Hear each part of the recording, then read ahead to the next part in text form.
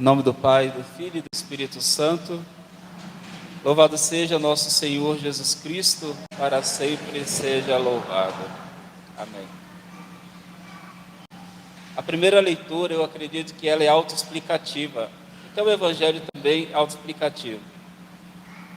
Espero que vocês tenham de fato prestado atenção, porque é o livro de Eclesiástico, capítulo 27, versículo 33. É muito profundo e fala exatamente sobre a importância do perdão e não ficar com a péssima mania de ficar guardando raiva no coração. E já perceberam que a tônica das leituras está chamando a atenção para o perdão.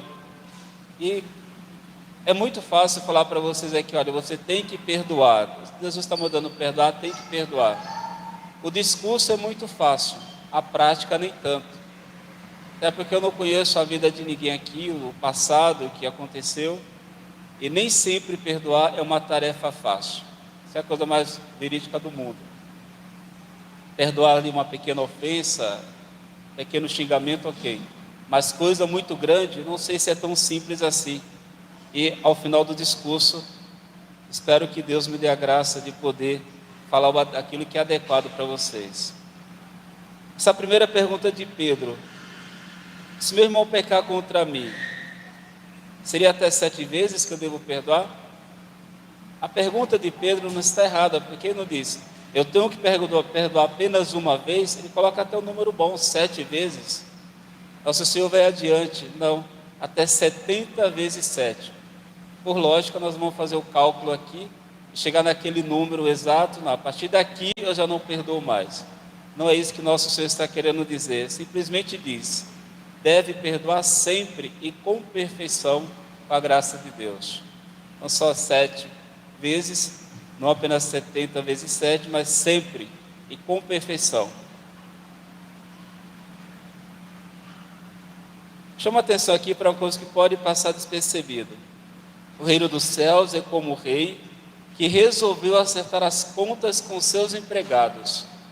Se nosso Senhor Jesus Cristo hoje fosse acertar as contas comigo, ou fosse acertar as contas com você, qual seria a sua reação diante do rei? É fato que você tem uma dívida impagável. Eu também tenho uma dívida impagável com meu Senhor. É impossível que eu pague para Ele de maneira adequada por eu ter sido tão infiel à sua palavra. Então, quando Cristo coloca aqui essa enorme fortuna, quer dizer que é impossível que esse servo pague a dívida.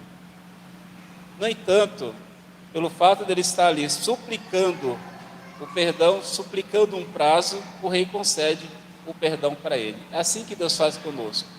Nós não conseguimos pagar a dívida. O nosso pecado é impagável da nossa parte, veja bem. Mas Deus, por sua infinita misericórdia, nos concede o perdão. O que eu ando fazendo então com a minha fortuna ou com os meus talentos? O que eu ando fazendo com a liberdade que Deus me deu? Tenho aí uma liberdade desenfreada? Já quero chamar um ponto assim que acho que vale a pena a gente tocar nesse assunto para vocês ajudarem as pessoas. O domingo, que é o dia do Senhor. Quantas pessoas deixam o domingo, que deveria ser dedicado a Deus, ser dedicado à vida de oração, para fazer outras coisas que não tem nada a ver com a santificação do domingo? Eu penso que não basta você vir na missa no domingo e depois passa o dia, não faz nenhum tipo de oração, não faz nenhuma obra de caridade, não vai estudar o catecismo.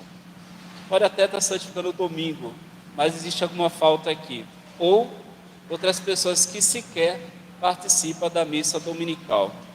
O rei vai pedir contas então no domingo, que eu fui negligente, não participei da Santa Missa, ou me conformei apenas com a Santa Missa e não tirei o domingo para o descanso adequado ou para fazer os meus estudos em relação à minha fé. Aproveitar aqui esse ponto, pode parecer que não tem nada a ver com perdão, mas chamar a nossa atenção, e aqui vou me juntar aos outros padres, e alguns bispos também, está chamando a atenção para os católicos, para essa coisa que está voltando de novo aí, a questão do aborto, uma coisa literalmente satânica. Você já sabe, eu sei disso, mas não custa repetir. Todo aquele que é a favor do aborto não deve se aproximar da Santa Comunhão. Está em pecado grave, em alguns casos até excomungado. Veja, nenhum católico apostólico romano que pratica a sua fé, na verdade ninguém deve defender essa abominação terrível que invoca a ira de Deus. Então, se você conhece alguma pessoa que diz que é católico e defende isso aqui, você diga, então você não se aproxime da Santa Comunhão, porque você é a favor da coisa mais horrível que tem desse mundo. Você deve falar isso aqui e não tenha medo de perder a amizade. A verdade tem que ser dita, quer agrade, quer desagrade. Então, Deus também pode pedir conta da minha covardia, para acertar conta com o meu rei. Você deveria falar, você deveria anunciar e não falou. Pode pedir conta sim. Se eu pedir perdão, uma verdadeira contrição, certamente Ele vai me perdoar. Depois esse empregado sai, encontra um outro. Antes disso, tem um fato importante aqui, perdão. Aqui fala que esse moço, que devia muito, enorme fortuna, o patrão manda que fosse vendido como escravo, junto com a mulher e os filhos e tudo o que possuía. Isso aqui é uma informação importante. Que é fruto de uma pequena meditação, mas essa mulher, eu posso dizer que seria o meu pecado. E os filhos, eu vou dizer que as consequências do pecado. Todas as vezes que você comete um pecado, esse pecado tem consequência. Isso aqui é muito sério. A pessoa vai lá, confessa e acha que está tudo bem. Sim, porque se a confissão foi verdadeira, Deus te perdoou. Mas não se esqueça que todo pecado tem uma consequência, tem os seus filhos. Então, o exemplo que eu dou para vocês, se eu falar aqui alguma mentira, alguma inverdade em relação à fé, e você acreditar naquilo que eu estou falando, depois eu vou buscar a confissão. Bem, Deus perdoa meus pecados. Mas e a consequência da minha mentira? Você pode, a partir da minha mentira, fazer um monte de pecado, coisas erradas. Então, diante do nosso Deus, as nossas obras também estarão presentes. A mulher, que é o pecado, e os filhos, que eu vou dizer que é as consequências do pecado. Rapidamente aqui, esse empregado sai, já recebeu perdão, encontra outro que devia apenas 100 moedas. Veja que aqui na primeira parte era uma grande fortuna que devia ao rei. Agora é uma pequena quantia, que com muita facilidade ele poderia perdoar. É assim também conosco. A gente sempre está pedindo perdão a Deus dos nossos pecados, mas sempre temos assim um pé atrás para perdoar o próximo. Pequeno que seja aquela falta que ele faz conosco. Só porque falou mal de mim ali um pouquinho, não vou querer dar o perdão, já vou querer me afastar da pessoa. Não é bem assim. Se eu recebi de Deus o perdão, eu também devo levar o perdão adiante. Mas nesta parte eu quero focar uma outra questão, que é, infelizmente, uma realidade do nosso tempo. Perdemos a possibilidade de nos escandalizarmos com o erro. Esse povo aqui vê o que esse moço faz, sufoca o outro por causa da dívida, não perdoa a dívida, e aquele povo fica escandalizado e vai falar para o rei. Vamos pedir a Deus e a Nossa Senhora essa graça de nos escandalizarmos com as coisas. Não podemos achar que tudo é normal. Não é. Eu vou pegar aqui um exemplo que vale muito a pena. Imagine que eu sou casado, tenho 4 filhos, e entre esses 4 filhos tem um adolescente que já está começando a entrar na vida aí da promiscuidade. Então, o que é que eu vou fazer? De maneira errada, olha filho, você está entrando aí já na adolescência, está aqui esse valor, está aqui esse preservativo, está aqui essa coisa, para você pecar à vontade. Aí essa pessoa vem na missa e recebe a Santa Comunhão, tranquilamente. Então, todo pai, toda mãe que favorece o pecado do filho, comete pecado mortal e não deve se aproximar da Santa Comunhão. Por que eu falo isso? Porque já não se escandaliza mais, acha que tudo é normal, a fornicação é coisa normal, e segue a vida, que deveria ser totalmente contrário. Ou, quando a gente vê assim, pelo menos ali próximo da minha paróquia, as mocinhas que sequer têm 10 anos, já está ali com um short muito curto, dançando uma música totalmente profana, a gente passa, já não se escandaliza mais com aquilo, acha normal. Não é normal. Não é normal. Tem que pelo menos bater no peito, ou melhor, rezar pela conversão dessas pessoas e pedir que Deus tenha misericórdia, mas nunca achar normal, de forma alguma.